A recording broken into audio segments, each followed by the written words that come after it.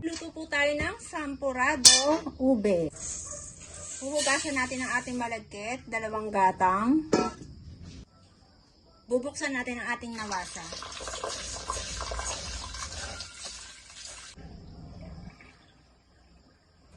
Tapos, lalagyan natin ng ating warm water na mineral para madaling kumulo.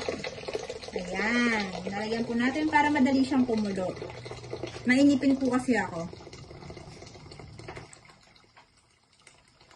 Kailangan madaming tubig para hindi siya maging sinaing.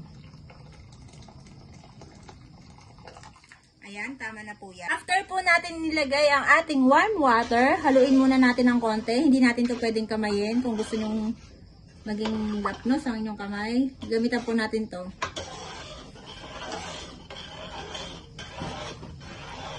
Takpan natin. Ayan. Ngayon po, isasalang na natin ang ating malagkit na gagawing sampurado ube sa ating uling. Papakuluan natin siya ng 30 minutes hanggang lumambot po. Ngayon po ay kumukulo na siya. Ayan. Ilalagay na po natin ang ating ube condensed milk. Ito po. Ayan. Lalagay na po natin. Susunod po, ilalagay natin ang ating ube flavor. Ito po. Ayan.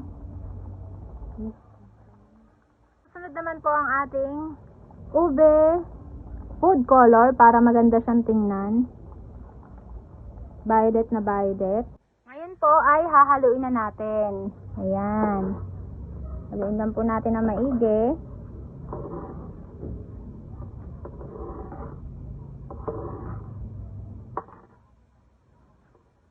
Haluin po natin maigi kasi nagbubuo-buo siya sa ilalim. Ayan. After po natin mahalo, takpan muna po natin siya para maluto pa siya ng todo. Takpan po natin para kumulo. Ngayon pong luto na, atin na siyang hahanguin para tikman na po natin. Ngayon po ay magsasalin na tayo ng ating ube sa ating mangkok.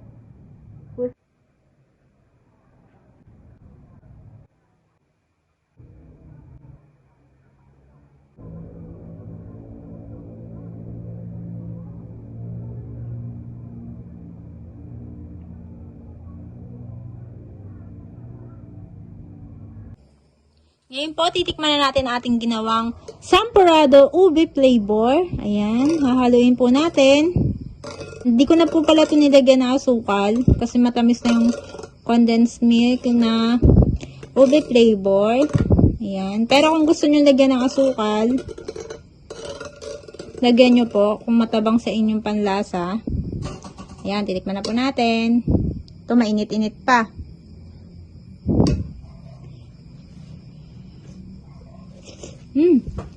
Ang sarap.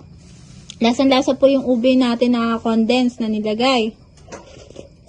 At saka, yung ube flavor. Sarap. Tamang-tama po to sa umaga, sa almusal. At kasi maulan-ulan, tama rin po to. Ayan. Pwede rin tong pang merienda ng mga bata sa hapon. Sarap-sarap. Hindi hilaw yung madagkit natin. Lutong-luto po. Huwag niyo pong kalimutan mag-subscribe, mag-like, and mag-share. And don't forget to turn on our notification bell para updated po kayo sa lahat ng aming ina-upload. Thank you!